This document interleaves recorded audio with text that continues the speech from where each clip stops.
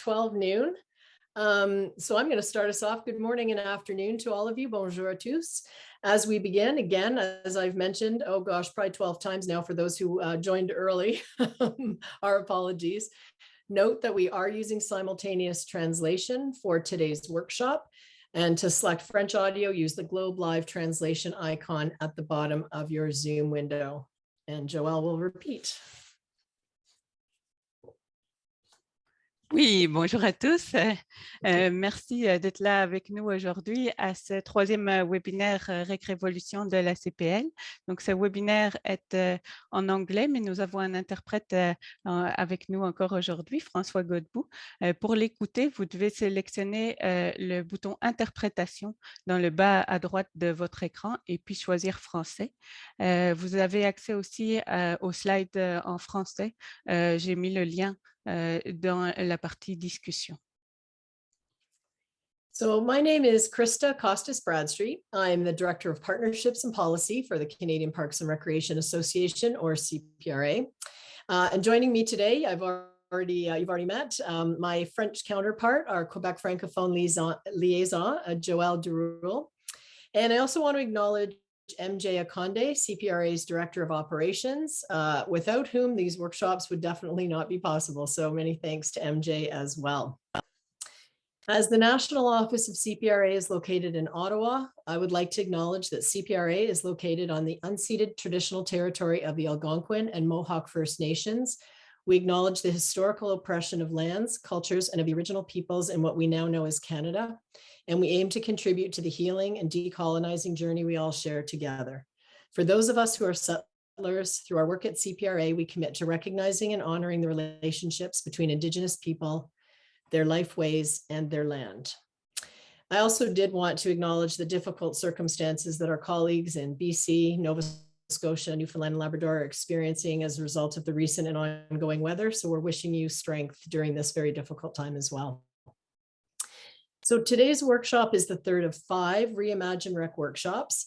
And before we begin the workshop, Joelle and I would like to just take a few minutes to introduce you to CPRA. So Joelle will begin with this slide. La vision de l'Association canadienne des parcs et loisirs. La CPL est une coalition de toutes les associations provinciales et territoriales de parcs et de loisirs du Canada.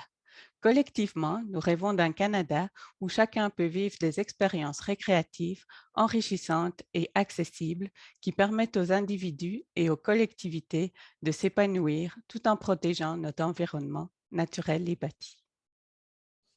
Thanks. And next slide. So CPRA is a national organization dedicated to realizing the full potential of parks and recreation as a major contributor to community health and vibrancy. Over its 60-year history, CPRA has been the national voice for parks and recreation, advancing the collective interests of our members through leadership in advocacy, policy, and research. We are a national network dedicated to the well-being of people, communities, and the natural and built environment. And we are a resource. We are the contributor of knowledge and opportunities that enhance and grow the sector. We just have a new strategic plan, and we welcome you to take a look at that on our CPRA website at cpra.ca. Joelle. Merci, Krista.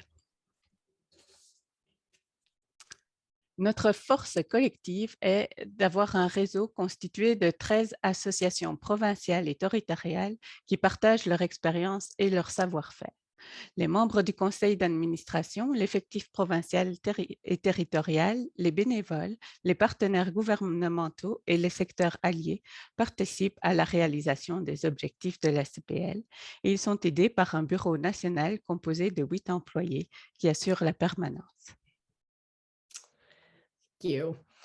CPRA is engaged in a number of initiatives and probably too many to talk about today, but we always want to mention the bench, which we introduced in the summer of 2020.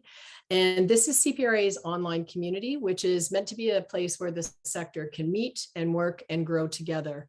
So we have all kinds of different features on it. So COVID-19 resources, events, discussion groups, a portal that features the Framework for Recreation in Canada, and Parks for All, professional development, and a job board. And early in 2020, we are going to relaunch the Benefits Hub. So we encourage you, as always, to sign up for the bench, to share the link with your colleagues, and to help grow it, because without your participation, it will not be obviously as useful as we would love it to be. So just wanted to alert you to that. And then next slide, just as we start our presentation for today, as I've mentioned, we are using simultaneous translation, and the transcription is enabled. We will have an opportunity for questions and answers during the workshop. So our facilitator, who I'll introduce in a second, will take your questions from the chat box. So as you listen today, please feel free to start to think about what questions you might have for our speakers. We also have a participant feedback survey. We would love if you would complete it for us. It will show up at the end of the workshop, and also it will be emailed to you. Clearly, we will find you to fill it out. So any feedback we can get is amazing. And then in a day or two, you'll also be able to get a copy of this presentation, which is being recorded. So that will be available on the bench and through the CPRA website. And on the bench, we have also started a discussion group to talk about all of the findings from the ReImagine RREC series. And so again, I encourage you to take a look at the bench. So I'm going to now invite Mike Roma and Susan Gollitz to join us. Mike is the chair of the CPRA board, and he would just like to kick off the workshop with a few words. So thanks, Mike. Thanks, Krista. Hello, bonjour. On behalf of the CPRA board, welcome and thanks for participating in today's workshop. We're very proud of the ReImagine RREC work that's been done. We're proud of the partnership with Sport Canada that helped us deliver on that work, and we're definitely very proud of our relationship with the ReImagine RREC team, a couple of the gentlemen who are on the call today and many others behind them. So it's been good to be able to share some of the findings from ReImagine RREC and have these interactive workshops to discuss them further with practitioners and stakeholders throughout the country. And today's workshop will be no different. Actually covers two very top of mind subjects for the CPRA board right now. And we're just coming off a couple of days of meetings yesterday and the day before. The first is really about the essentiality, I think, if that's a word, of the recreation and parks sector. And just to let everybody know that CPRA has on its agenda to do some work around determining social value and trying to help with the value offer, help kind of articulate the value offered to those who need to hear that story better.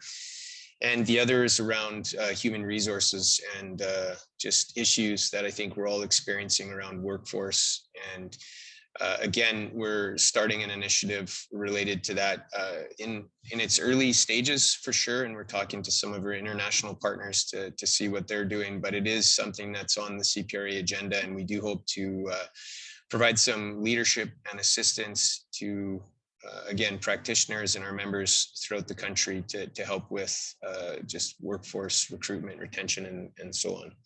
So two very top of mind subjects for us today. I just wanted to let everybody know that it's not just about this workshop, that there's hopefully going to be much more work happening from a CPRA perspective related to both of them and others. And I also wanted to, I guess, thank and introduce at the same time Susan from her regular job, I guess, is Director of Sport, Recreation and Community Programs with the Ontario Ministry of Tourism, Culture and Sport, but she also is here representing Park, who's partnered with CPRA to deliver these workshops. So I'll pass it over to you, Susan, and thanks for your support. Thank you, Mike. I'm very pleased to be here again, joining you on behalf of the Federal, Provincial, and Territorial Physical Activity and Recreation Committee, better known to many of us as PARC, in support of today's workshop that is focusing on the importance of recreation in community life and well-being. At Park, we're really excited to be partnering with CPRA on 3 workshops in this series for sport, physical activity, and recreation sector, which includes today's workshop. This is part of a broader knowledge transfer initiative that has 2 complementary components that will focus on the renewal and the recovery of recreation, physical activity, and community support in Canada. Another component is geared toward FPT government officials. It's my hope that one positive result of COVID-19 will be a future where recreation is widely perceived and adopted as essential to the vitality and well-being of communities and individuals. We all know that the benefits of recreation are endless. They include enhanced physical and mental health, increased physical activity and daily movement behaviors, the development of inclusive communities, and overall increased quality of life. Coming together today brings us one step closer to this vision becoming a reality. And I'm looking forward to the outcomes of today's discussion and to seeing how the actions of governments and the sector can intersect to achieve shared results. Enjoy your afternoon. Thank you to both Mike and Susan. Susan, we so appreciate your the championing role that you play in the area of sport, physical activity, recreation, and that of Park, and your support today. So thank you so much, and for joining us today. We appreciate it. So to get our workshop started, I'd actually like to introduce a longtime colleague of mine, Joe Duara. Joe's career spans 30 years working in the public, private, and not-for-profit sectors with a specialty in physical activity promotion and population health. Since 2019, Joe has been an independent consultant providing services in strategic planning, project management, facilitation, community activation, stakeholder engagement, and multi-sectoral partnership brokering. Joe's also a member of the leadership team for the CPRA ReImagine RREC initiative, and he's going to lead you through the rest of the workshop today, and I'll see you at the end. Thank you, Joe, and enjoy, everybody. Thank you, Krista, and thank you, Mike and Susan, for your opening remarks as well. Hello, everyone. Thank you for joining us. Very, very happy to have all of you with us today. As Krista has noted, my role will be just to facilitate the flow of the content today. We will be joined, and we're really privileged to be joined by 4 esteemed presenters and speakers who will have lots of practical and helpful information to share for you today on the topics that Mike has noted. And so on today's workshop, I think we're looking for the next slide now. MJ, thank you. There we go. So here's what we're going to learn today. You are, of course, going to learn what does it mean for recreation, community sport, and physical activity promotion to be and remain and increase as being essential in communities in Canada.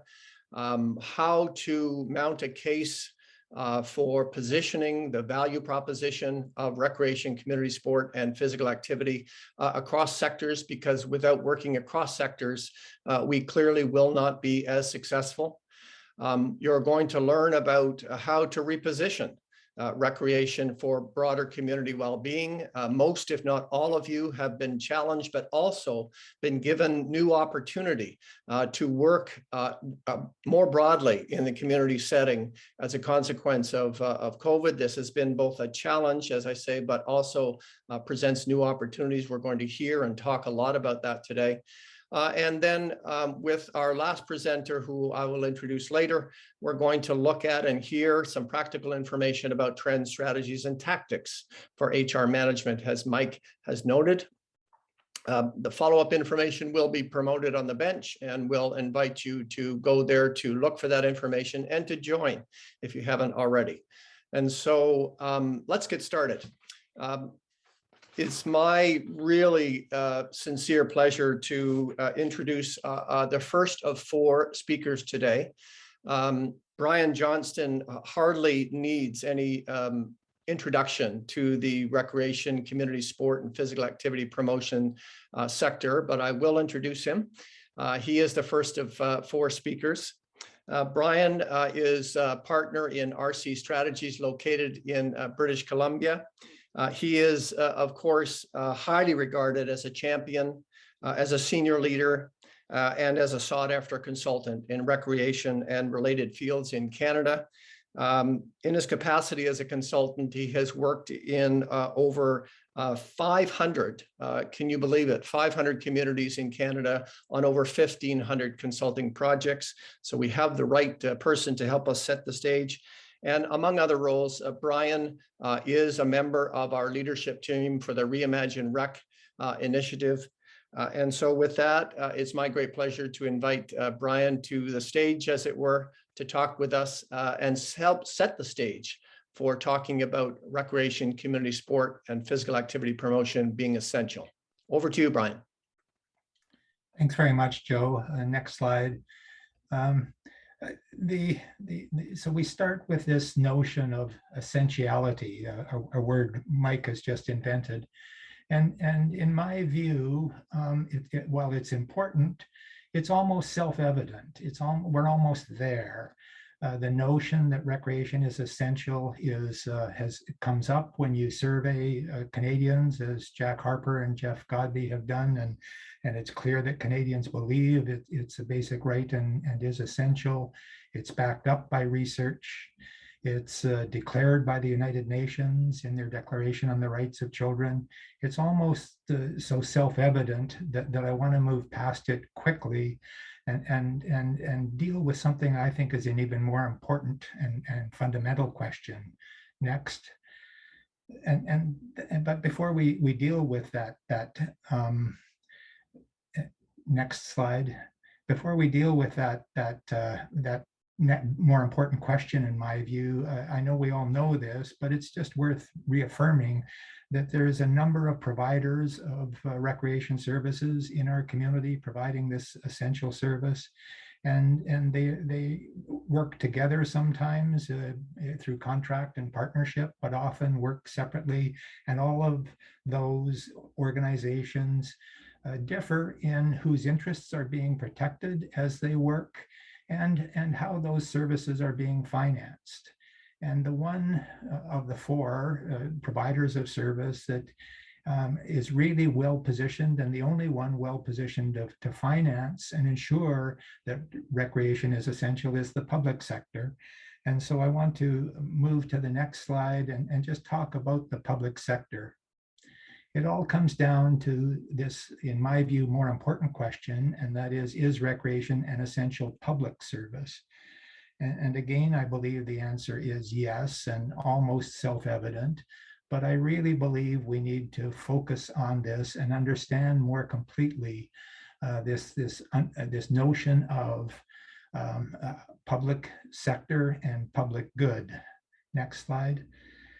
The notion of public good is all about the distinction between direct benefit to users of our services and indirect benefit to all citizens, all residents of our communities. A definition of public good is indirect benefit to all from which you cannot escape. And this is independent of the direct benefit to users. And we understand this in recreation, but we need to focus and ensure that it underpins all of our thinking and all of our decision-making.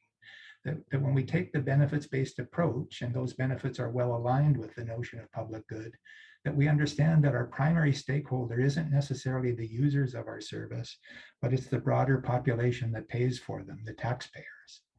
And this distinction between direct benefit and indirect benefit separates the public and private sector and is the foundation for all essential public services. And we stand well with all public services. I actually pay for many public services I hope I never use directly and benefit from, including police services and fire protection. But I'm happy to pay for them on the basis of the indirect benefit to all from which I cannot escape. This is true of all public services, and it's what sets our service, Parks and Rec, on an equal footing with all public services and ensures that we get equal billing as essential as all those others. Next slide. And part of this understanding of public good is this separation between the notion of demand and need. And we know that demand is essentially a private sector term, and the private sector focuses on demand, which is always a function of price.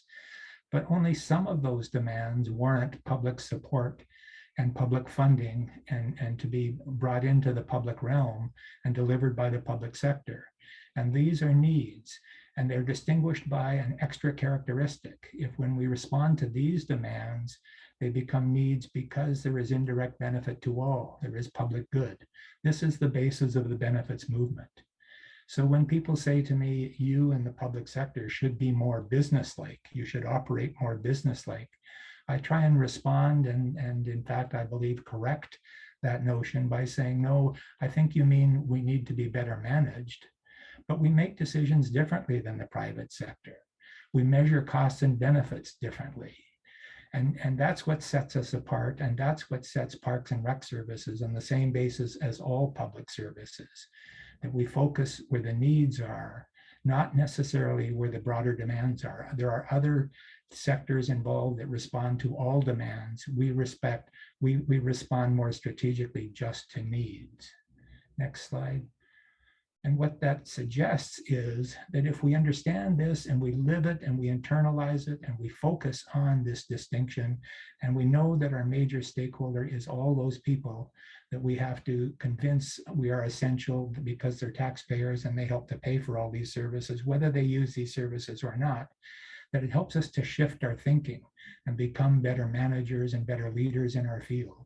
It helps us to shift from tactics, which is delivering the services, but they're a means to an end, not the end, to strategy, to focus on the end, the notion of public goods and indirect benefits to all. And we've clearly articulated those in the national framework and in much of the work that's been done in our field, but we need to be really, really clear about this. We need to measure the right things, not just activity, but accomplishment. We don't just measure numbers of people that register for our programs or hours of ice time. We register outcomes. We register individual health and wellness and community capacity and well-being.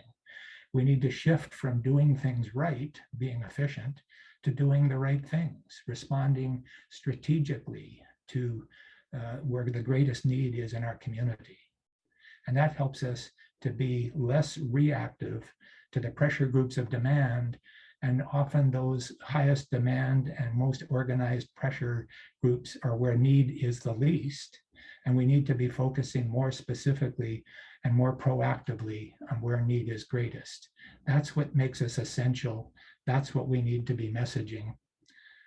And I'll rest my case there, Joe. Back to you. Brian, thank you so much. You've left us with a number of key fundamental considerations that no doubt will flow through our discussion for the remainder of the day in terms of positioning recreation, community sport, physical activity as essential. Thank you for that. We may be coming back to you later in the session if there are questions raised. So thank you. Okay, let's move on, and let me just take a moment to walk you through how we're going to do this as we move forward. You would have noted that we're going to begin with a panel discussion. This will take about 45 minutes. Each of our two panelists will have 15 minutes to deliver their remarks.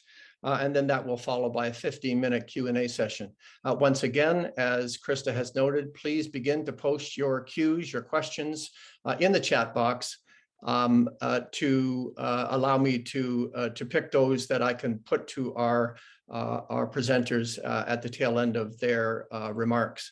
So then we'll move on to our presentation by our last presenter. But first, let me introduce our first panelist.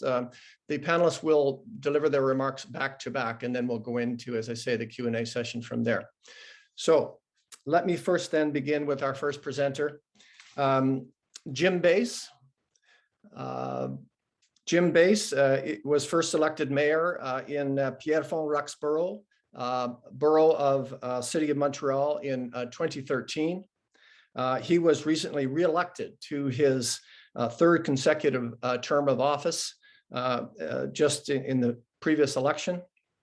And interestingly, and to our great benefit, Jim is a former director of Parks and Recreation for the then city of Roxborough and for the former city of Dollard-des-Ormeaux.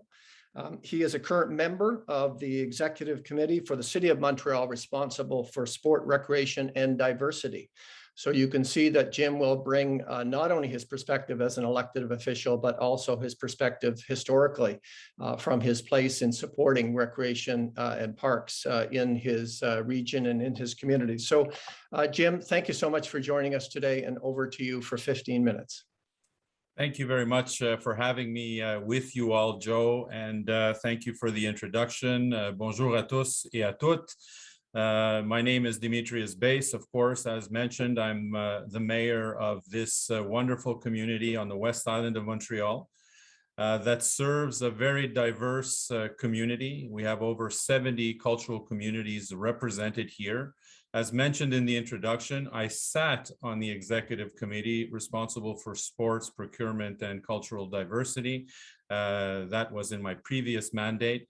However, I was also a councillor before that, before becoming mayor now in my fourth mandate. So I just wanted to make that clear. And I also mentioned in the introduction when we started speaking about this workshop, how important it was, in my opinion, to have folks that have a recreational background, among others, of course, because it takes a whole sphere of society to collaborate at the elected body decision-making, level. I've always believed, and I've been always advocating for how essential sports and recreation and parks, for that matter, are in a community. And it takes a lot of folks that come from the recreational background to seek the positions of the political entity to be able to at least better understand the needs of the users, and the users being our community and the residents that we serve collectively. And so, having said that, my community, and I have to go back to a little bit of the background of the pandemic to better understand how we can make a case for the sports and recreation aspect of day-to-day business becoming essential.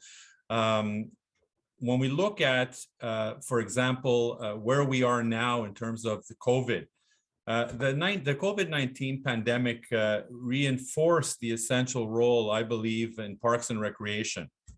The public's perception, of course, of the value and benefits of parks and recreation has never been higher.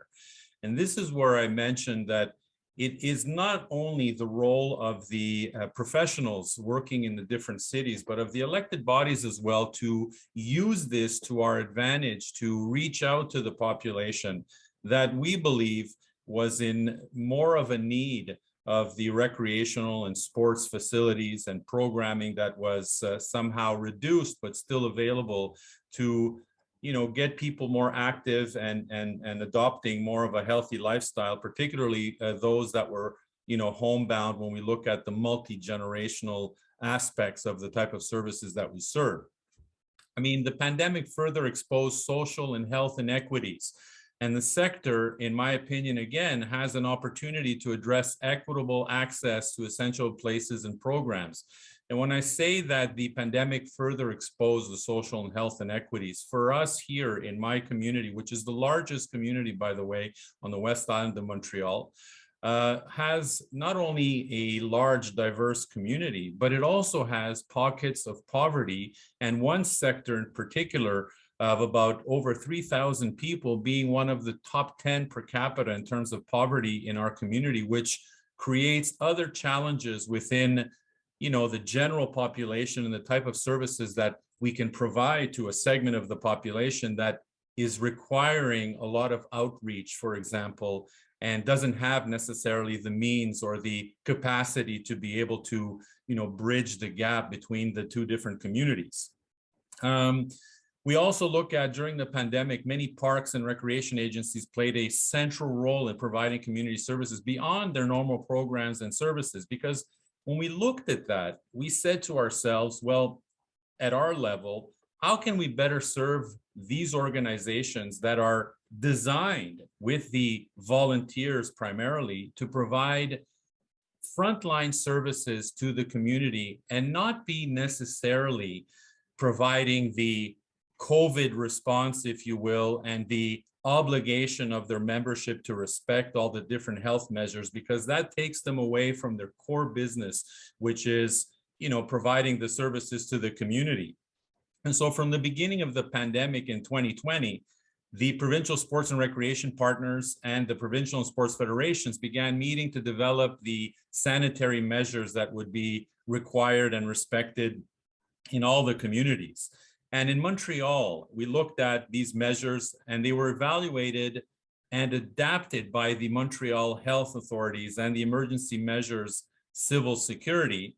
According to the epidemiological situation, the COVID response team then forwarded the information to the Montreal Center Sports Services, which in turn met on a regular basis with the different services in the different communities like ours, where we developed an action plan to be able to not only reduce the type of services that were offered simply because the numbers wouldn't respect the sanitary measures, but what type of support would we be able to provide to these community organizations, again, knowing that these services were essential, particularly in segments of the population where the only activity, not only physically, but socially that they had was the sports and recreation programs that were offered in the community on top of the facilities in the parks and the multi-generational, facilities that we've built through the years. When we looked at the type of support that we provided to the organizations, I mean, for me, it was sort of a natural step in that direction because it was something that I've been involved in all my life, whether it be, being, in sports, an athlete in sports through the years, but also managing the sports facilities that I have through my professional life before becoming elected. So all the sanitary measures, for example, the documents were, and the roles of responsibilities, not only of what the city can provide to these groups, but also what responsibilities an organization had.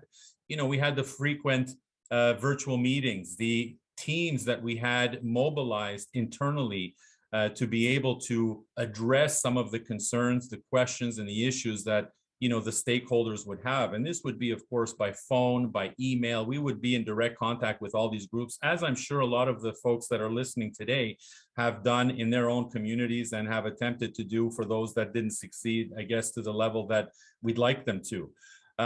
We made available the different signage and the resources that we provided to them firsthand, knowing again that it takes them away from their core business to apply a lot of these measures in place. We said, well, what can we do as the municipal entity to be able to help them, at least give them the framework to be able to provide these services? And so we also looked at how do we invest locally in the resources that we're able to provide to them, whether it be manpower, staff, and support teams that not only would give them that information online or material, but also be present during a lot of these events to make sure that the volunteers that are there could focus specifically on the services that are rendered to the population, and they would be there as a support team to be able to see whether the sanitary measures were respected and then provide the guidance accordingly. And throughout the pandemic, all programming was adapted in an innovative and creative way, of course, respecting all the sanitary measures. Some of the challenges that we had, and this is where I think there has to be a better understanding in terms of the essentiality of the type of services that we offer. And we look often, in the city, what we call, and without, with all due respect to all the other services, because I know them all, when we look at, for example, the garbage collection, the branch pickup, the street clearing, all that is essential, and we know that it is. But I've always felt that recreation, being an essential services, not only provides that direct service to the community, but it also provides the health and well-being, as is the reason for this workshop today.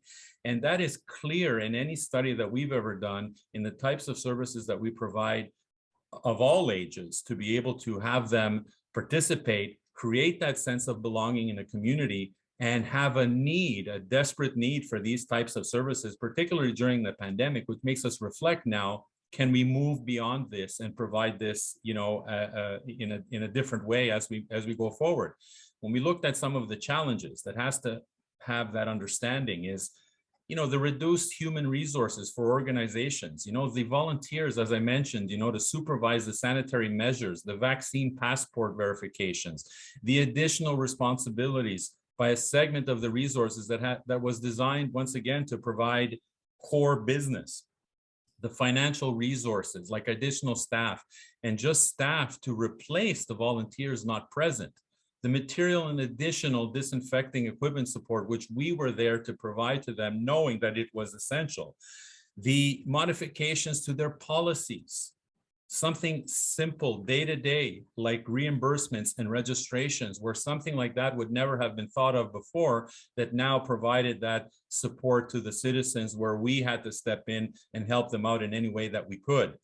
The programming and planning challenges simply to adapt to the new reality, the availability of space, the limited number that we could put within these, you know, within these walls, whether they be interior or whether they be on a sports field, following, of course, the guidelines of the different federations and regulations imposed.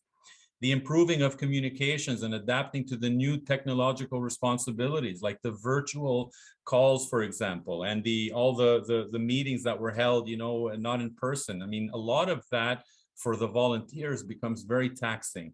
And so this is where cities, because we believe that it is an essential service, have to go above and beyond and provide not only the financial support that we could at times, but also the, you know, the human resources and the material support that's necessary to be able to do that. So I don't have much more to say, except that the borough was in and is always available to accompany and help the organizations to respond in the different challenges, as I've mentioned before. The pandemic, and we all know this, being in the recreation field, increased the desire by the population to be more active and involved in sports and recreations. However, at the same time, decreased the volunteer base throughout. And we know that some organizations suffered and will continue to struggle at a later date as we move beyond the pandemic. However, some also saw this as an opportunity to reflect and reorganize the organizations to better serve the community in a different way. And this is where cities have to be front and center to be able to provide not only the guidance necessarily, but to provide the support that we could give them. In my borough and community, I can also say that we encouraged our groups do things differently, where we produced, you know, video capsules, for example, smaller group settings, the opportunity to use the facilities in a different way. We partnered with third-party organizations, and I can give an example, for example, where once upon a time we used to have our local organization for managing our day camps, where we now partnered with a third-party organization like the YMCA, which was also struggling through the pandemic, to provide a broader service in all our communities and give us the option of partnering with them for our day camps. We were the only ones on the West Island, the first ones that provided the vaccination site, which made that available not only to the sports and recreational organizations, but also our, you know, our religious institutions and our cultural communities, you know, where sometimes they're left out from the day-to-day business of a city. And so when we look at the essential part of sports and recreation, we looked at it and said, well, how can we prioritize something simple like the vaccination process? How can we reach out to the organizations and make it available to them as well and target them directly, knowing that they serve our population and our taxpayers and people of all ages? We had workshops at our library that continue, for example. They made spaces available. We focused on multi-generational facilities and programming. All the park work that we did in the last 2 years during the pandemic, we focused on improving infrastructure that we've had in place for a long time to allow for folks to be able to come out and participate in recreational facilities. And in ending, I'd like to say that, and it's been mentioned, I think, before, and I've always believed that healthy individuals create healthy and positive communities involved in prosperous in every sphere of society. And no more is it true. And I say this with the experience that I have. It's not always perfect, but I can tell you that if you have like-minded folks that are believing in the same thing, particularly when it comes to recreation, I said it at an earlier meeting once before, I said, as politicians, and I don't consider myself really a politician, I'm more a recreational guy than anything else, but I'm a politician by title. And what do politicians do when they do their door-to-door campaign? And we had in Quebec, our elections throughout Quebec, our politicians, and myself included, what do we talk about at the door?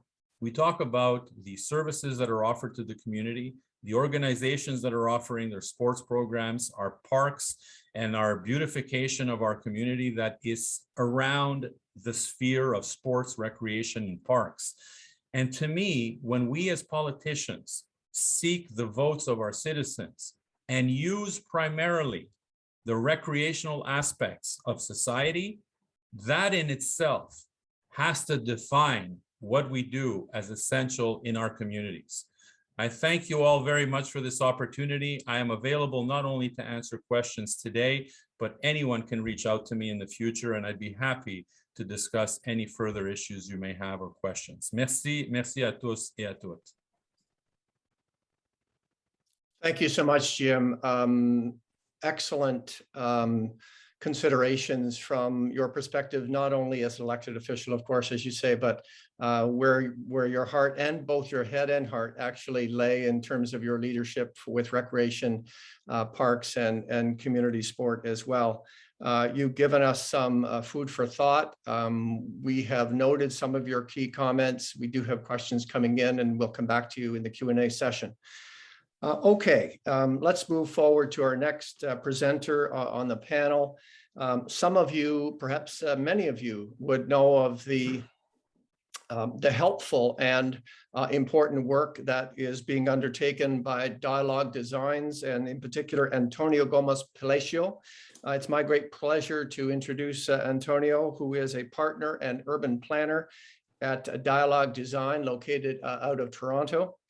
Antonio's professional experience and research focuses on the intersection of architecture, planning, and urban design. And so you can see how that is going to bode well in terms of our discussion today. He is internationally recognized for transforming cities into vibrant urban places that respond to their social, economic, and environmental context. And to my point earlier, with respect to working across sectors, you can see how that's going to be very important.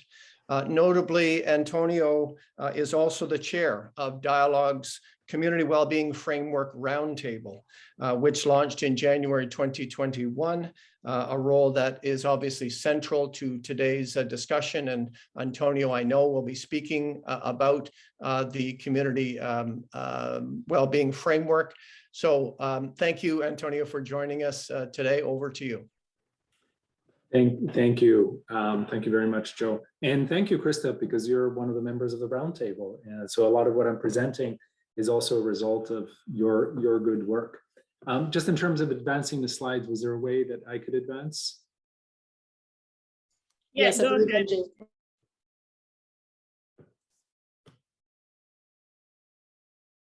Okay, looks like I can't advance them. So I'll just wave my hand, and then that, please advance them in that way.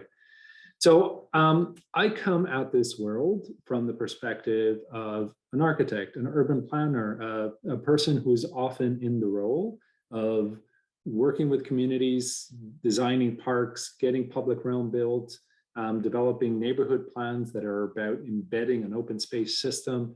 So it's more around the question of, how do we actually, in a meaningful way, design our environment in a manner that contributes to well-being. You know, active lifestyles is a huge part of it, but certainly mental health and many of the other things that, you know, you've been hearing about for the last half an hour. If I look at the 10 top causes of death 100 years ago, please, the 10 top causes were all infectious diseases. So next, today, despite the coronavirus, can I get the next? Yeah. So, oh, this is looking kind of funny. Well, despite the coronavirus, the 10 top causes of death are all chronic diseases.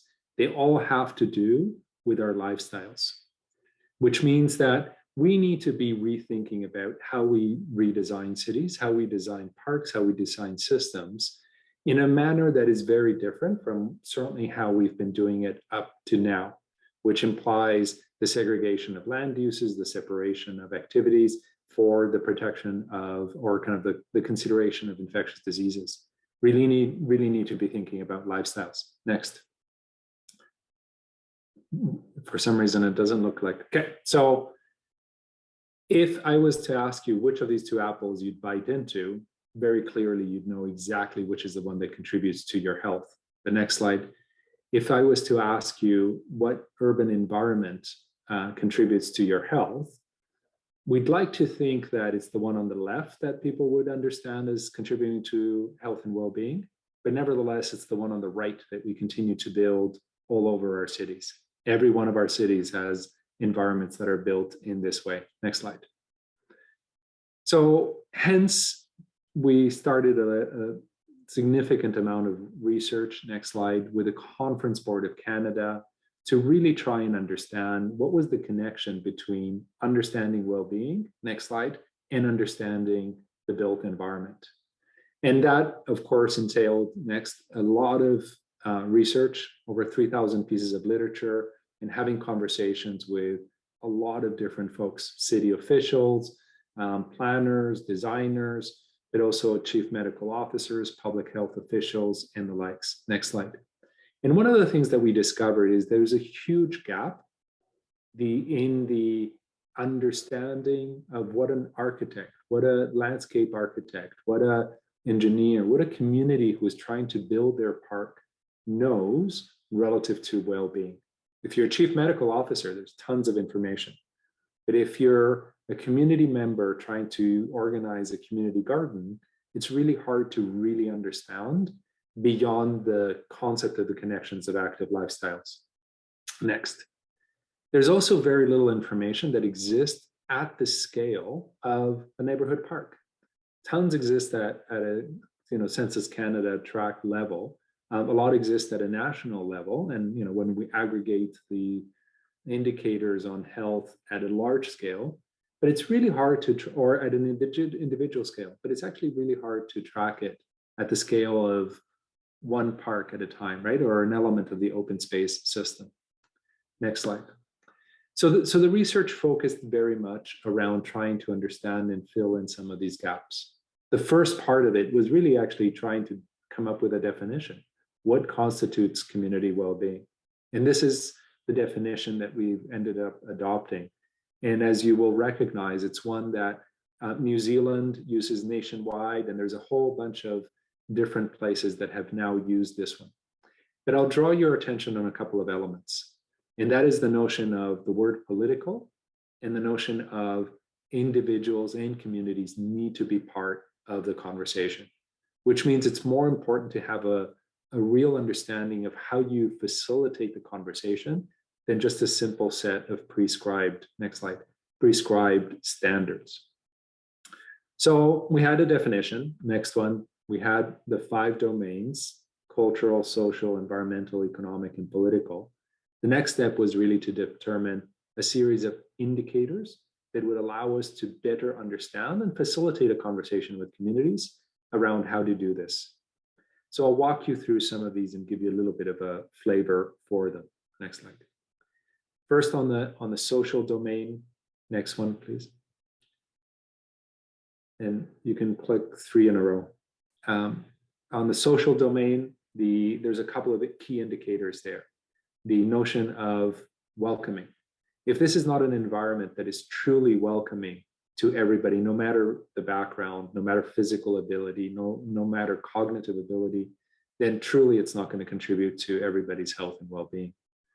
Second one is support systems. It's incredible how many projects do not ask at the beginning of the project, what are the support systems that this community needs in order to undertake the activities of their everyday life? In some instances, it's access to food or access to childcare, access to health. There's all kinds of support systems that they need. And as we design elements of the public realm, we need to be asking this and nuancing it for every community. Next one. Socialization was a real epiphany through this exercise. The realization of how important it is to mental health, to building social capital, to building the social networks that enable a community to be much more resilient. Next slide. On the environmental domain, first indicator is delight and enjoyment. Do people actually enjoy this space? We know it has a huge impact on mental health and many other aspects. So things like access to sunlight, views to nature. We know that in a hospital that has windows with view to nature, you have 30% less stays in hospital beds. It has a huge impact. So just from a mental health perspective, the environment has a huge impact. So natural systems, of course, the health of the land is incredibly tied to our own health. So air, water, greenhouse gases, carbon, all of these things. Next one. Third indicator here is mobility. And this is where the whole physical mobility, active lifestyles has a huge impact. But also reduced car dependency, because we know that in communities that are walkable, we increase many other things. The last indicator here is resilience. And when we often talk about resilience, we talk about the big events, the floods, the fires, the pandemics. But we also need to understand that resilience is about all aspects of adapting to change. So aging in place, for example. How many of our homes, of our parks, of our systems are really designed for us to age in place? Next one. On the economic domain, there's a number of key elements that we need to be thinking about. And affordability is the first indicator. And this is not just affordability to housing. It's also all aspects of lifestyle. So think about affordable mobility. Think about affordable access to recreation. If I can raise children and give them affordable access to recreation, a whole series of other things come together as a family, and we need to be thinking about those elements. Next one. Complete communities will be a term that planners in the room will be very accustomed to, and that's the notion of scale matters. If I can undertake all of the activities of my everyday life within walking distance, then go to school, go to the neighborhood park. The path, the walking path between my home and my recreational facilities has a huge impact. Next one. But so does the time scale matter. We need to be thinking about not just the capital cost of elements, but operating, maintenance, and sometimes even disposal. Next one. And if the economy of individuals matters, because we know that income, for example, is one of the social determinants of health, the ability for a dollar to spin around the local economy, if we're sourcing things from local businesses, if we're creating opportunities for local talent, local artists to become manifest, that raises the economic level of everybody in the community well-being. Next one. Culture is a huge element in thinking through the contribution to community well-being. Next one. And a key indicator here is, of course, access to cultural and recreational vitality. And I'd invite you not to think only about the big parks, the big galleries, museums, and events, but even at a fine-grained scale. And I'll give you an example. I was standing once in the middle of a university in Saskatchewan and with an Indigenous student. And he was telling me, pointing around on the campus, there is nothing here that represents my culture. There's nothing here that I can relate to. Can you imagine what that does to your sense of well-being if there's nothing in the environment that you can relate to? So it's access to the facilities, but it's also access to your ability to express culture and to recognize culture and to feel part of that. Next one. Because that's a critical element to this, the sense of belonging, the ability for individuals to really feel like they participate and they are part of this. Just to give you a little bit of a sense, this is an indicator that the city of Vancouver measures every year citywide. They go out and they actually ask people, what is their sense of belonging? And there's some key metrics in here, like for example, rates of volunteerism, because we know that communities that have a high rate of volunteerism and therefore parks and open space systems that have strong opportunities for volunteerism elevate the social capital, have greater mental health, reduce the isolation of seniors, all kinds of positive things come out of it. Next one. This is an indicator that I'm sure many of you will recognize, and it's the notion of play, the ability for people to act creatively within their environments. And it's not just children. I'll give you an example. Fixed benches versus loose furnishings. If the benches are fixed, there's very little that I can do. But when you start to see chairs and Muskoka chairs and all kinds of things in parks, and people have the ability to be creative around their environment, it starts to increase their sense of belonging, their participation, their mental health, many other things. Next one. And of course, education here plays a huge element. People need to understand how all of this contributes to their well-being. Next slide. Finally, it's the political domain. And this is the concept that who is around the table matters. Next one. That if we have a truly integrated process, include community members, the landscape architect, city officials, all the different perspectives, the chief medical officer has to be part of the conversation if we're truly going to get a strong and powerful outcome. But just because they were there, next, doesn't mean that they didn't have a safe environment to participate. So we also need to establish a process that is collaborative. Next one. And all of this is critical ultimately to instilling a true sense of ownership and stewardship. We know that in parks, in open spaces, where a community has a feeling of role of ownership and stewardship, all kinds of positive things come out of it. Certainly their mental health, their ability to participate, to engage, to build that social capital, to look after each other. So next 2 slides. So you might be thinking about, what do I do with all of this as a concept?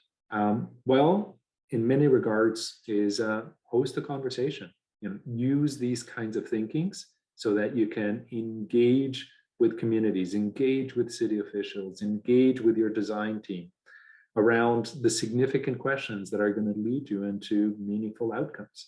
This is an example in Kingston, next one, that resulted in a whole robust open space system for North Kingstown, where literally the community participated and talked about Indigenous culture. They talked about access to opportunities to be creative and to play and opportunities for volunteerism. Community had some great ideas. Next slide. Actually, if you can slowly advance to the next 5, you'll get a little bit of a sense of different places where by engaging the conversation, you can get a real positive influence on the open space system, on the whole design type of an exercise. So at the end of the day, what I'd really like to do is simply invite you to the Community Wellbeing Framework is published on the Conference Board of Canada's website, and I'll have a link for you at the end. But the invitation is to look at some of the evidence, look at some of the knowledge that has been generated between the link between health and well-being and the design of our environments, and then invite a conversation within your teams, within your communities, within your design process, but also managing an operations process to be able to arrive at a place that allows you to more meaningfully be connected to well-being. Oh, I love this one because look at how serious they are discussing. Anyway, this particular group decided to print a massive wheel, and then you had different facilitators dress up in the different colors of the wheel. It was a great conversation. Next couple of slides till we get to the post of the yeah, and of course much of it is happening now on Zoomlandia, right, in terms of the engagement. So thank you very much, and I think next slide has the link to the if anybody wants to download the framework. Thank you very much. Back to you, Joe.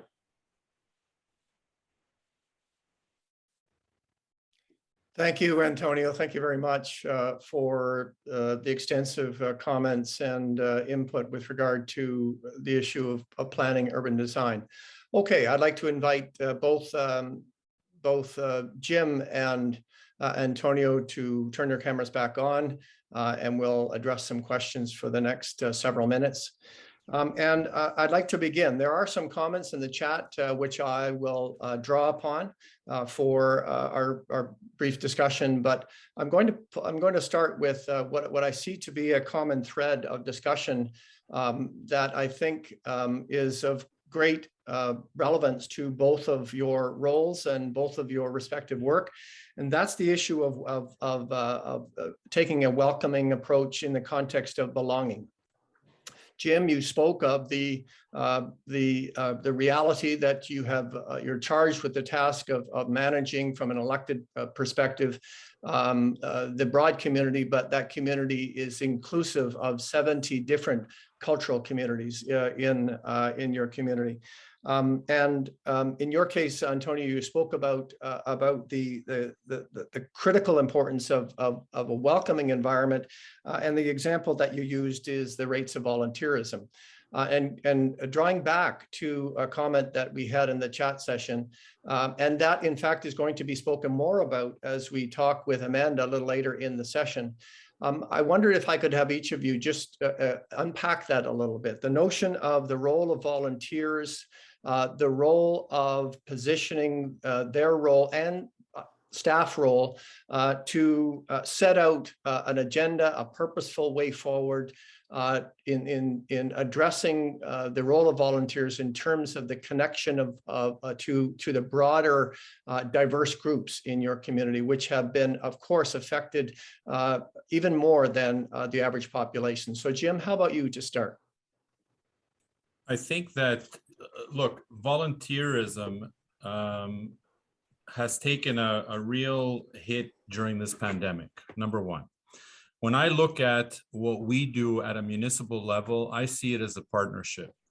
And this is where we need to do everything that we can, of course, to encourage folks to become volunteers, but also the outreach that we do as a community to be able to reach out, as you mentioned, to the cultural organizations and the cultural communities that we have that are often homebound, and understanding that a lot of these cultural communities have their own recreation and services that they provide directly to their communities.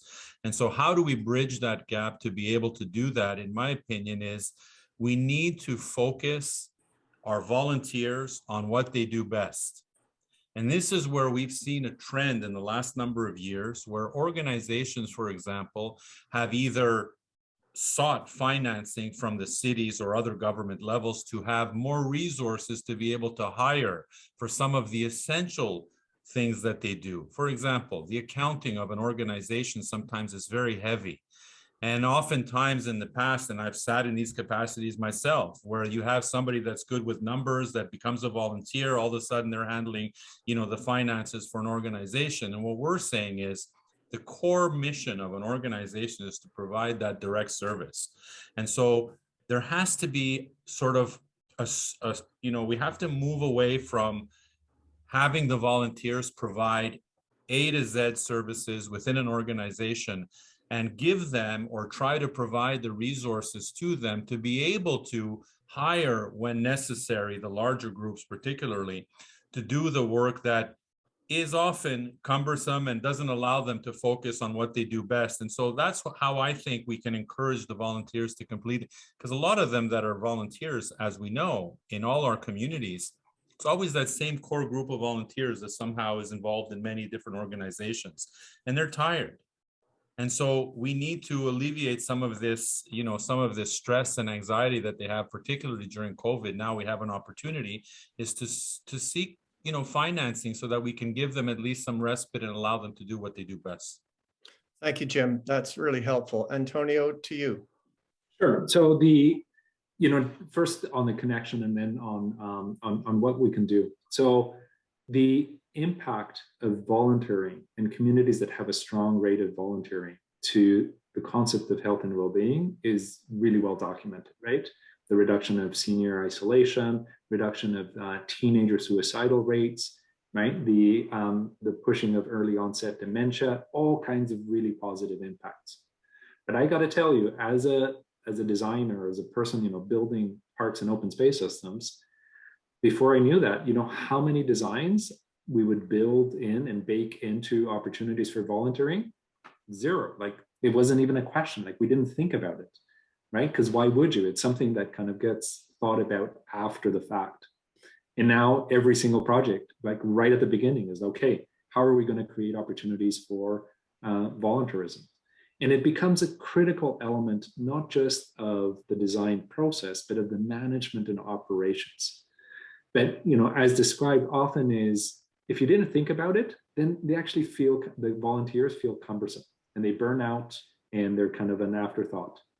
But if you have the community gardens and the resident association groups and, the welcoming groups, and there can be some really ongoing opportunities and they will ebb and flow. But if we create a multiplicity of opportunities through our open space system, if we understand the open space system, which is not just about the active recreation, very important, it's also about the socialization. It's also about the social capital. It's also about building all of those other elements. Then creating opportunities for people to meaningfully engage with each other and give them an excuse to do it. Planting, Canada Blooms gateway features, right? Like, there's all kinds of things that can be done. But if the landscape architecture wants to design everything and doesn't give, a space where, the Canada Blooms seniors group can meet, then it never happens. So we have to think about this from very early on. Excellent, thank you. And the comment in the chat session related to your point was that we need to see volunteerism as social entrepreneurship and identity building. So I think that's highly relevant. Jim, back to you before we move on.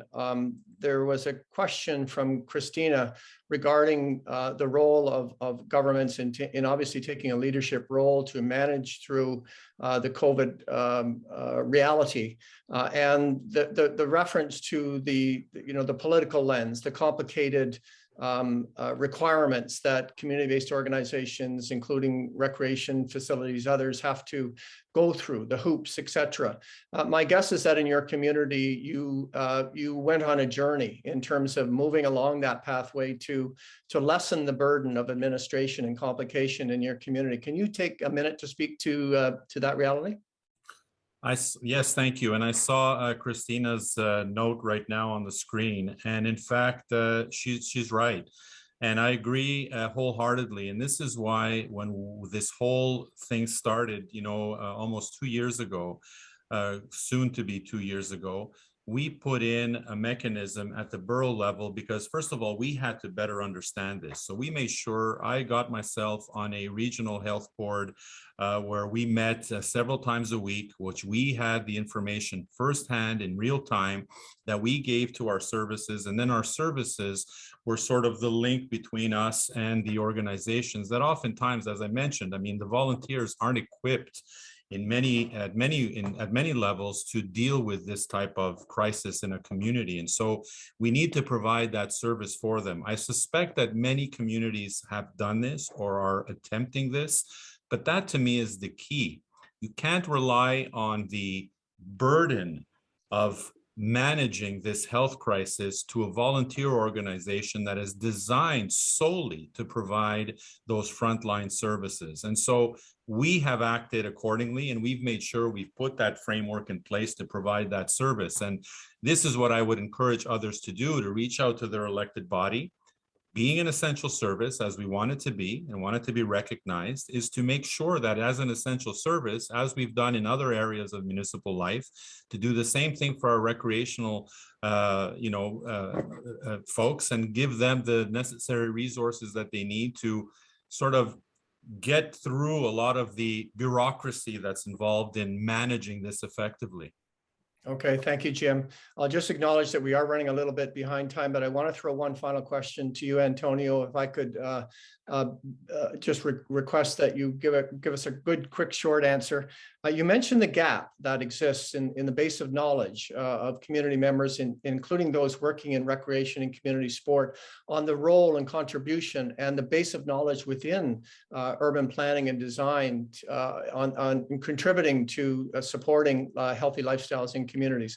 In the context of the healthy living well-being framework, have you found that base of knowledge is increasing, and as a consequence, partnerships across sectors, including with planners, but also others, is on the uptake?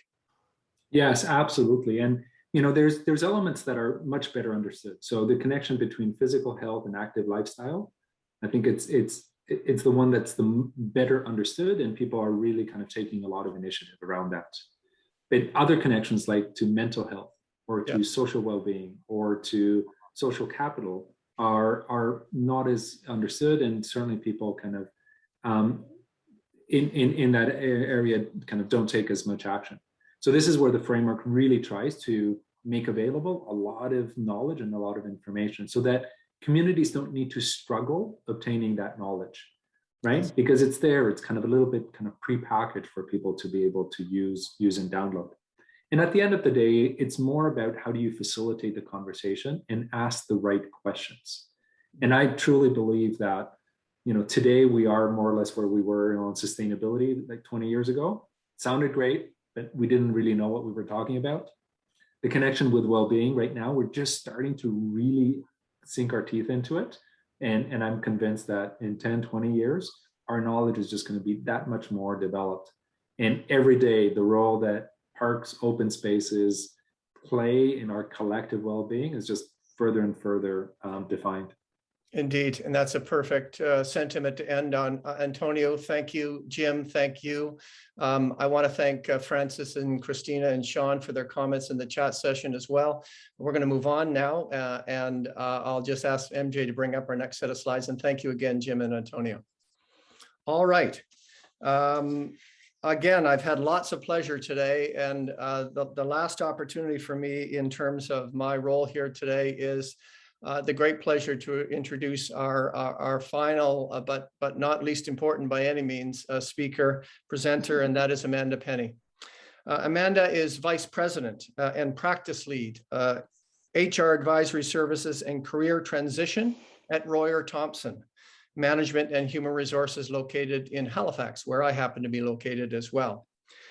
With over 20 years of human resource leadership, Amanda is a trusted advisor to organizational clients, and she has a deep experience in organizational performance, strategic human resources, and career care, which is an interesting reference and terminology, something I know she's going to speak to today. Amanda also brings both a personal and professional link to the area of recreation, community sport, in that she is a member of the board of directors of the Healthy Tomorrow Foundation, which is a Nova Scotia charity dedicated to inspiring Nova Scotians to achieve wellness through active and healthy living, apropos to our discussions today. So she's sought after as a leader in her community, and she very much takes a holistic approach to her professional career. It's my great pleasure to introduce Amanda. Amanda, thank you and welcome to ReImagine RREC. Well, thank you so much, Joe. I'm pretty humbled and my brain is exploding. I am so grateful to have learned so much already today. And hopefully I'll have some good things to share with you all. So as probably the only professional on here who is not really embedded in this sector, I took a moment to reflect on how recreation and community sport is threaded throughout my life. And so Joe spoke about the Healthy Tomorrow Foundation already. But growing up in a small community and having lived in Yellowknife and Iqaluit for 10 years, and having raised 2 kids myself, I have seen how community sport and recreation is essential and at the heart of our communities. And I'm really grateful for some of the information that I've learned. And there's a lot of parallels here around community culture, a sense of belonging, and organizational culture, which we'll get into today. You know, my son is an example of someone who was on top of his game, literally with sports, and very heavily involved in community sport, specifically soccer. He was on all the teams. He was going places, ready to travel all over Canada, and COVID hit. And you know, I'm sad to say it's almost 2 years later, and he is not playing any sports. And so I won't get into the details, but you can imagine a difficult 2 years to have to parent through that and see him give up something that he was really passionate about. So I have a deep appreciation for how essential all of you are to our communities. So I just want to really state that and say thank you. I thought I set the stage with this quote. Over the last decade, organizational priorities and business models have shifted. People have increasingly been acknowledged as a driving force behind value creation. This has only been accelerated by changes brought on by the pandemic. Employees are expecting more from their organizations. So these expectations, married with the labor shortage, has every sector scrambling for people. So just to put it in perspective, I read an article last night that we have over 1 million vacancies here in Canada. So I do not have the magic solution. It's a big problem. It's an epidemic, to be frank, and we are all going to have to find our way through it. What I can do is share some framework and some tactical tools that will help you as you're on your ReImagine journey to attract, recruit, retain, and keep employees engaged. So hopefully I'll provoke some thought and provide you with some tangible takeaways. We've seen communities and sectors come together for the greater good of getting us through this pandemic. We've seen community sports, gatherings, and recreation activities come to a complete halt through COVID, and seeing the stillness and silence in our communities. It was evident that your sector quickly turned our spaces into COVID centers and helped our communities in need. But it also meant layoffs, staff finding new opportunities, needing to stay home to take care of children, or dealing with mental health struggles. One of the examples shared with me in preparation for this presentation was how the pandemic has created a shortage of lifeguards. So not being able to hire or train for so long has created this ripple effect that has employers scrambling to have adequate and capable resources, such as lifeguards, to safely open aquatic centers, for example. So if we just go to the next slide. So this is what the research is telling us. This is what the talent in our market are looking for. And there's been a shift when we see what folks were looking for pre-COVID versus coming out of COVID, with a lot of time to reflect on what is important to them. So it's an employees market. Geographical boundaries are being lifted with remote work. Essential workers are burnt out and taking leaves of absence or working in less stressful jobs. Sectors have lost employees because they have not been able to provide financial security. People are reflecting on what is important to them and expecting more social responsibility from their employers around issues such as climate change and diversity, equity, and inclusion. So I just want to take a moment here to acknowledge that the trends that are up on this slide are coming from a lens of privilege. And it's really important to note that not everyone is in a position to have choice. So generally speaking, though, we are seeing a desire to work for organizations that have higher purpose and have an impact to the community. We're also seeing a need or desire for working with organizations that provide a sense of belonging. So paralleling to Antonio's presentation, and the opportunity to work together collectively for a purpose while growing individually. The quick change to remote work and the re-entry period have employees expecting flexibility, autonomy, and continued remote or hybrid approaches. And now there's a great emphasis on mental health, physical safety, and the psychological safety. Organizations who put safety front and center for their employees have fared better with retention and return to work rates after layoffs. This requires looking at what benefits, support, and resources you can offer employees as we enter COVID recovery. I say COVID recovery lightly because I think we're in another stage of recovery, and it's good to have that mindset, but certainly we do not know what's ahead of us. So a more proactive approach is required to prevent burnout and build a resilient workforce. We see a need to focus on creating an environment of trust and vulnerability at work. So essentially making it okay to not be okay. We have also seen how the system knocks people down while they're in a mental health crisis. So I'll give you an example. I've worked with a young lady recently who had to take a leave of absence because she was having a mental health crisis. And she was getting insufficient fund fees from her bank. She was having collectors call her. She was having her landlord put pressure on her. So you can imagine the compounding effect that needing to take time off to take care of your own mental well-being can have. So, you know, these are the stories of the people that we are hiring into our workforces. Organizations will need the infrastructure to support making it okay to not be okay and the resources to help. So I share all this in the context of if you're the employer, but if you're an employee looking for a good organization to work for, some things to consider would be what is important to you. So your own value system and what are your non-negotiables if you have a choice there, and what are your nice to haves. When you are researching an organization or in an interview, what information do you need to help make your decision? So if we go to the next slide. So the shift in mindset for employees has boards and leaders putting culture front and center. So a lot of what I'm going to talk about today is around culture. And from an organizational perspective, these are the building blocks of cultures.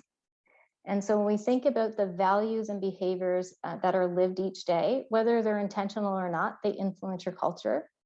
The type of leadership you have throughout your organization and the accountability that comes with leadership.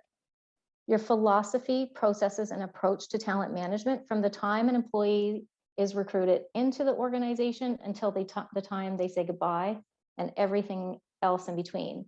The systems and policies you put in place. These are also the building blocks for my presentation. And what I would say is I could probably have a workshop on every single one of these. So there's a lot of content to pack, and I'm definitely happy to share my notes afterwards. So these building blocks become your culture, and your culture becomes your employer brand. So if you think about volunteers and employees, they'll look to your culture and your employer brand to decide if they want to work or volunteer with you. As a volunteer myself, I look to organizations that have a higher purpose that speaks to me and that has a strong culture that is really aligned to my values. Can we go to the next slide? Do you want to just keep going for a sec? One more. There, perfect. Okay, so just want to take a holistic lens here and drive the point on culture home. If you want to attract, recruit, and retain talent, this is the full picture. So first of all, you think about why are you here? So from a higher purpose, I mean, recreation and community sport as an essential service to our communities, it's a big deal. And so if you break that down into the different areas that you work in, think about what's that higher purpose and how do you communicate that to your current employees and to your potential employees and volunteers. And then what do you have to do? So what's that strategy that you have in place that you need to execute on? And then the values and behaviors are really about how you're going to do it. And then we have the systems and policies and practices that I won't get into too much, but all of that holistically really is what's going to drive how you're going to attract, retain, and engage your workforce. So what is the culture you want to create? Who do you want to be to your communities and your employees and your volunteers? And how do you need to show up collectively to deliver on your purpose and your mandate?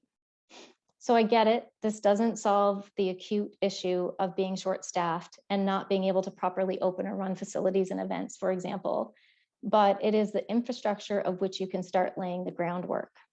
As you come out of COVID or get to the next stage of COVID, some things I invite you to consider are to think or to shift in how you bring, or I'm sorry, give me a second, are to think about the shift in how you bring communities together, how you can leverage partnerships and apply lessons learned.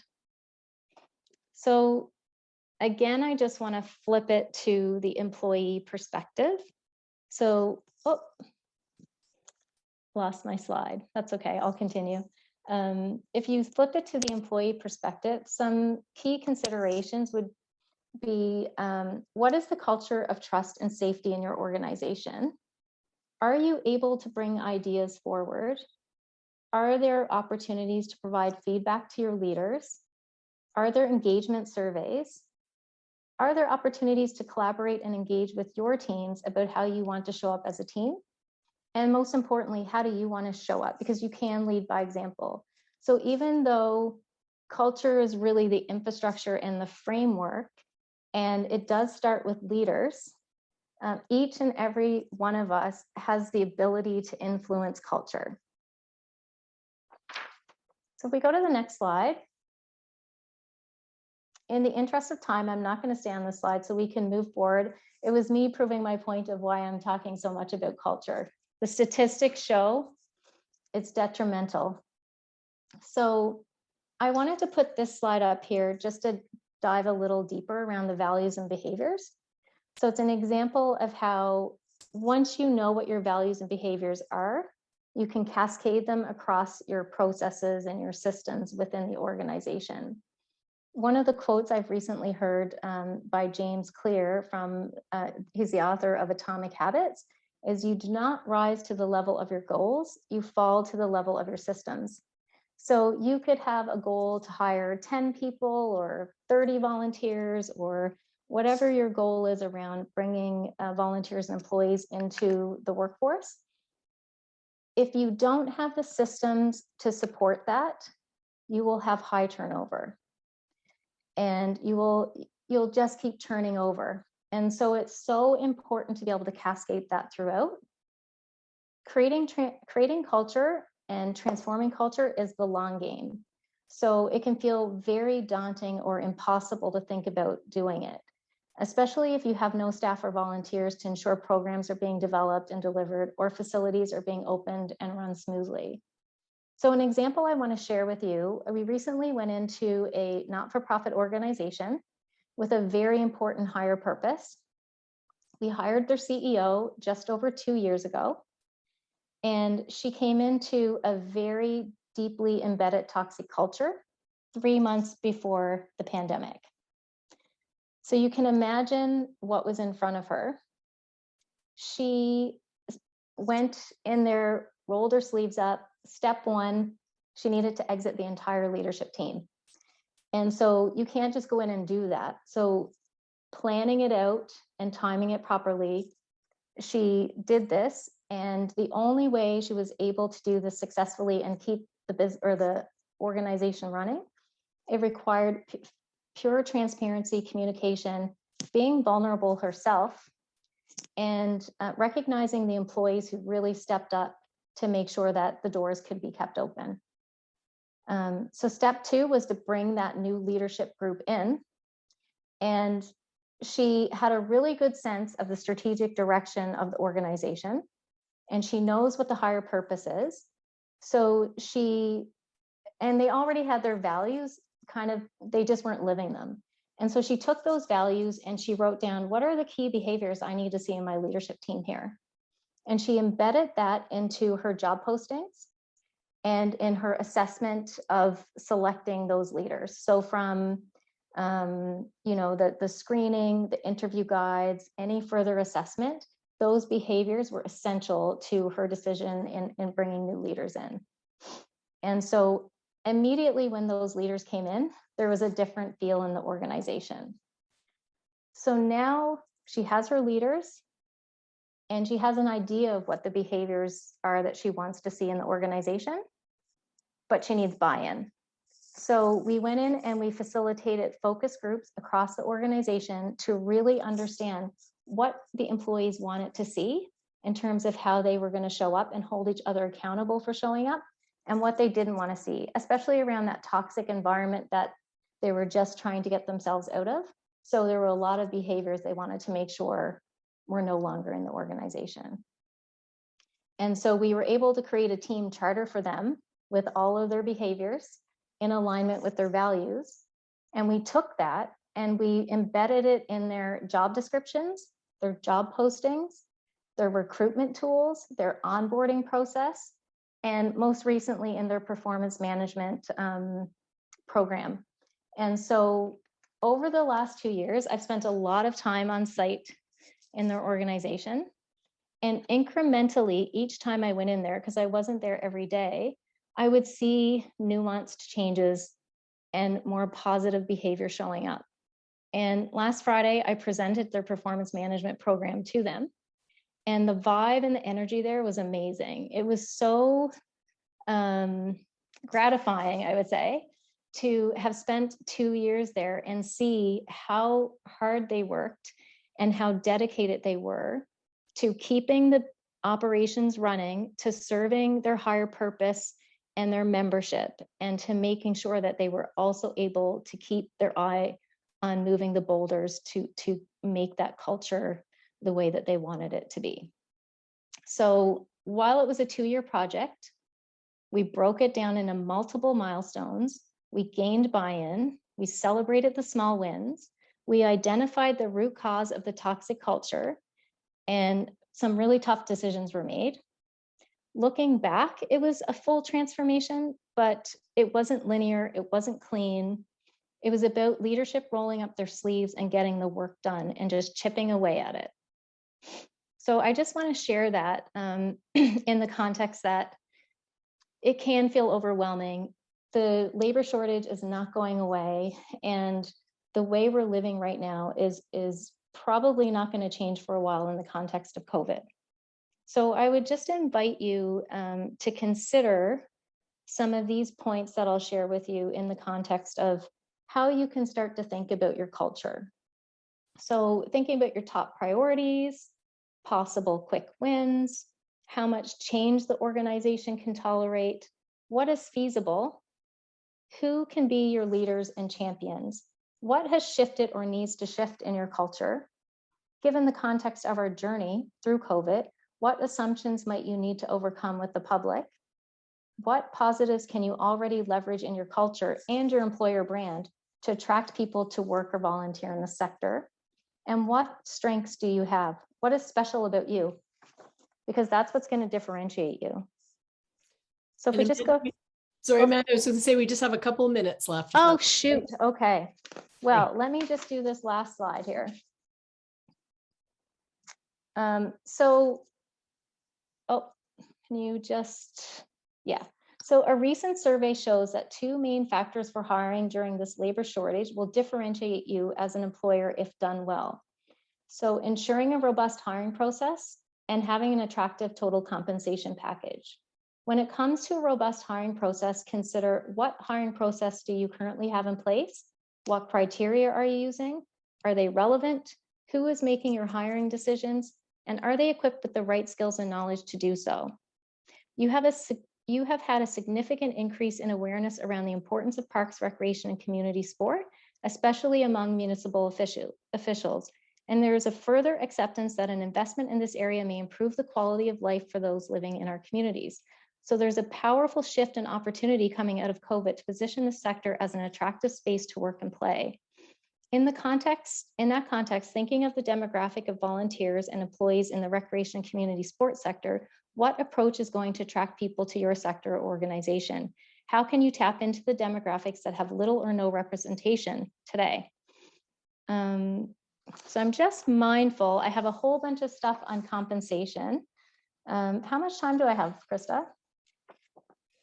Well, we were going to wrap up at 1:30. If people are okay to hang in for a couple minutes, maybe if you want to take another couple minutes, okay? And then we do have a question for you, I believe, as well in the chat box. Yeah, okay. Why don't I just talk quickly about leadership, and I can share my notes because there's a few things on compensation, but I'll skip that. So just on leadership for a second, I wanted to highlight the shift we are seeing in the type of leadership that is required in the context of COVID recovery. So some of these characteristics are going to look familiar to you and have stood the test of time, but in COVID times, things have changed. So what has emerged through COVID is a very high scrutiny when it comes to the integrity of our leaders. The other characteristics that we are seeing is around the concept of authentic leadership. So leaders who genuinely care about their people are able to inspire others for a greater purpose, who have empathy, courage, and gratitude. Often we see the toxic examples of leadership in our media, but there have been many examples of humble, courageous leaders in our communities. Essential service employees have magnified the importance of gratitude and recognition. During COVID, we have seen so many stories of employees sacrifice so much for the greater good of their communities. Good leaders understand this, show gratitude, lead by example, and take courageous steps to support the people in their organizations and ensure sustainability. It's probably safe to say that we're not going back to a normal pre-COVID way of living. We know that organizations will require leadership to be equipped to lead people through continuous change, instability, and anticipation of large issues and crises. What we're seeing currently on the East and West Coast of Canada are examples of how leading through crisis is here to stay.